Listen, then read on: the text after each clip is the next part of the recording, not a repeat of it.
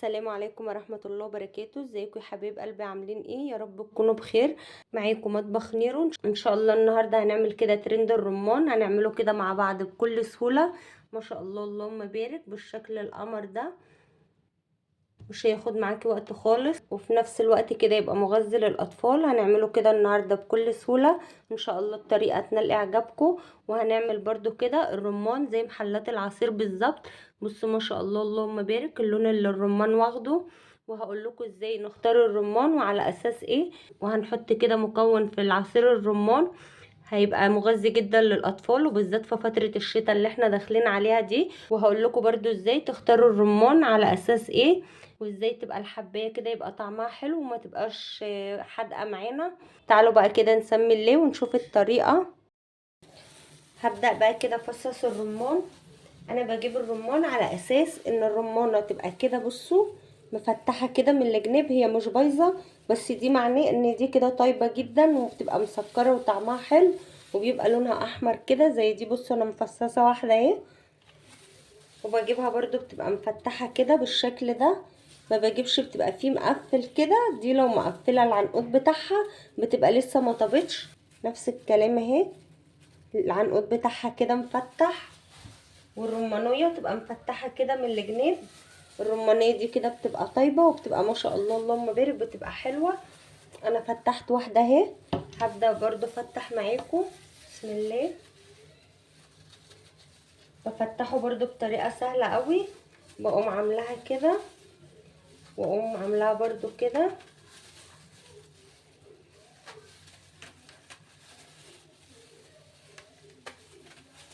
واقوم مفتحاها بقى كده بالشكل ده.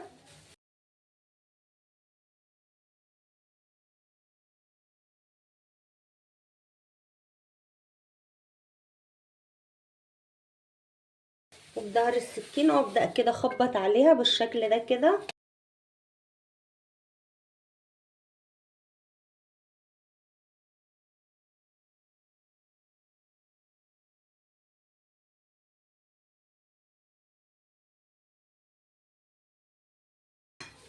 وابدأ بقى كده لو في واحدة تاني في الجناب ولا حاجة ممكن اشيلها بايدي اهي. بس بصوا النتيجة ما شاء الله، النتيجة طريقة التفصيص دي حلوة قوي. لو في بقى واحدة في الجناب ولا حاجة ممكن اشيلها بايدي كده. هفتح برضو واحدة تانية كده معاكم.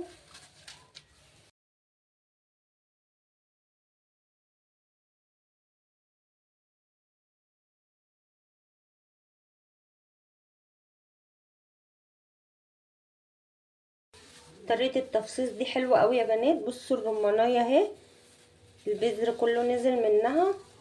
لو في بقى حبتين كده ولا حاجة ممكن نخبط تاني بالسكينة، وممكن برضو ننزلهم كده بايدينا، هينزلوا كده بكل سهولة.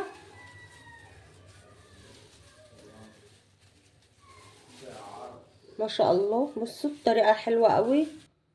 قطعت بقى كده بنجرايه بالشكل ده، قشرتها وقطعتها. وهحط برضو كده كام زهرة من الكركديه، هينزلوا برضو معايا لون احمر حلو. زودت بقى كده مية اهي بالشكل ده. بصوا اللون الاحمر اللي بدأ ينزل كده بقى من البنجر، ما شاء الله اللهم بارك، هيعمل معايا لون حلو قوي. ولو مش حابين برضو تحطوا الكركديه، بصوا البنجر برضو هيعمل معايا كده احلى لون.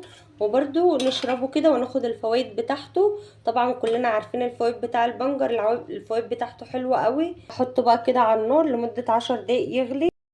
قسمت بقى كده الرمان على طبقين بالشكل ده، وكده البنجر والكركديه نزلوا اللون بتاعهم اهمت. هبدأ بقى كده انزل هنا، هصفيهم برضو. بصوا ما شاء الله اللهم بارك اللون كده اللي احنا خدناه من الرمان والكركديه ما شاء الله.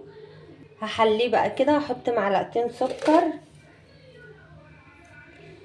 انا مش هكتر سكر لان الرمان اصلا معايا طعمه مسكر، فانا هسيبه كده شويه مع اللي هي الميه اللي انا حطيتها دي، هينزل السكر بتاعه وهيبقى طعمه حلو. احطه بقى كده في التلاجة لمده ساعه لحد بس ما يسقع معايا.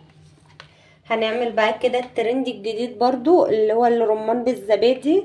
هحط كده بقى كوبايتين من الزبادي. هما في الوصفة الأصلية مستخدمين الزبادي اللي هو اليوناني، بس بصراحة ده المتاح عندي حاليا. هنزل بقى كده بأول كوباية. بسم الله. وانزل برضو كده بالكوبايه التانية، وهحط برضو موز انا مقطعاه كده بالشكل ده، واحط برضو كده معلقه من العسل النحل، واقلب بقى كله مع بعضه، الرمان مع الزبادي مع الموز مع العسل. الميكس ده بجد طعمه حلو قوي. انا بصراحه حابه ازود كمان شويه لانه عجبني. هحط كمان كوبايه من الزبادي، وهاخد برضو من الرمان ده، هاخد شويه منه صفيته بقى من الميه، هحط برضو كده. بصراحه حسيت الميكس طعمه حلو، واقلب بقى كده تاني. هبدا بقى كده احطه في الكوبايات. بسم الله. حلو قوي يا بنات، جربوا الترند ده هيعجبكم. هحطه بقى كده بالشكل ده. حطيت بقى كده كل كوبايه حته موزايه كده على الوش، وهحط بقى كده الرمان بالشكل ده على الوش برضه عشان يدي معايا شكل حلو. وكل كوبايه احط بقى كده على وشها شويه من العسل بالشكل ده، معلقه صغيره برضه، مكترش، عشان كده انا في الاول ما كترتش برضه عسل. كده عملنا ترند الرمان بالزبادي بالشكل القمر ده، ما شاء الله اللهم بارك. هحط بقى ده كده في الكوبايات بالشكل ده. بسم الله.